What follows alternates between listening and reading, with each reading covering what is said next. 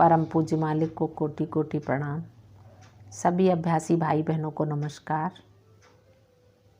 विषय क्षेत्र में प्रवेश करें। बाबूजी कहते हैं, मेरी सेवा का ऐसा रूप है कि वह जिज्ञासुओं के दिल में एक आकांक्षा जगाए या उत्पन्न करे। इसके लिए इंतज़ार करो और मैं भी कर रहा हूँ। दिल से दिल को राह होती है, यदि ध्यान करना अब तक शुरू नहीं किया है तो अब शुरू कर लो। ईश्वर तुम्हारा कल्याण करे। मैं खुद अपने बारे में बताना नहीं चाहता, क्योंकि पुराने समय में केवल बताना ही मंसूर को फांसी के तख्ते तक ले गया था।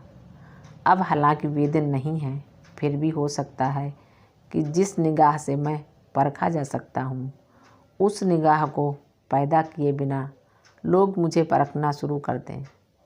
मुझे उम्मीद है कि ऊपर की बात को सावधानी से पढ़ने के बाद अपने दिल के तराजू पर मुझे तौलकर हकीकत पा जाओगे।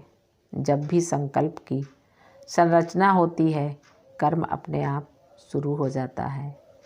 इबादत करो और उसमें इस कदर डूब जाओ मानो एक भिखारी अपना प्याला फैलाए हुए है पर भीख से बेखबर है।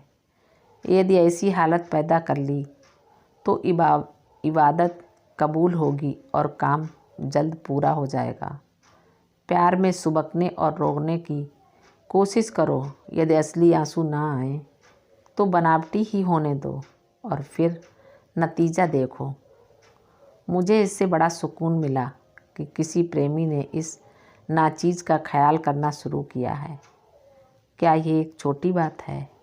मेरे लिए इससे बढ़कर खुशी की बात क्या हो सकती है कि मिशन की सेवा करने का ख्याल दिलों में पैदा हो गया है, और ये ख्याल ही रूहानी तरक्की, आध्यात्मिक प्रगति को बढ़ाने वाला है। ये कभी नहीं हो सकता कि नदी का ख्याल करो और दिल व दिमाग को ठंडेपन का एहसास ना हो।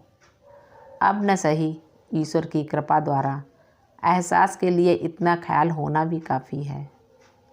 अभ्यास द्वारा जो हासिल करना चाहते हो वह इतना आसान है, और मैं समझता हूँ कि इससे ज़्यादा आसान कुछ भी नहीं है। अतः इस मैदान में कदम तो रखो, जिससे कि मेरा कहना साबित हो सके। किसी अन्य चीज़ के लिए नहीं तो सिर्फ अनुभव के लिए ही ध्यान करो। यदि और कुछ न कर सको तो चलते हुए और आराम करते हुए ये कल्पना करो, मैं खुद आपके ख्याल में डूबा हुआ हूँ। इसमें ना तो कोई पूजा की विधि है और ना ही कोई कर्मकांडी बंधन है। कृपा कर कोई ऐसा तरीका बताएं।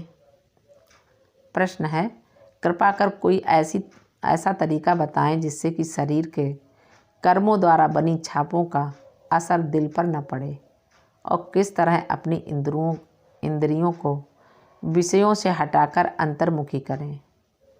बाबूजी कहते हैं, ये सभी बातें ध्यान के द्वारा आ जाती हैं, जिसे मैंने बताया है।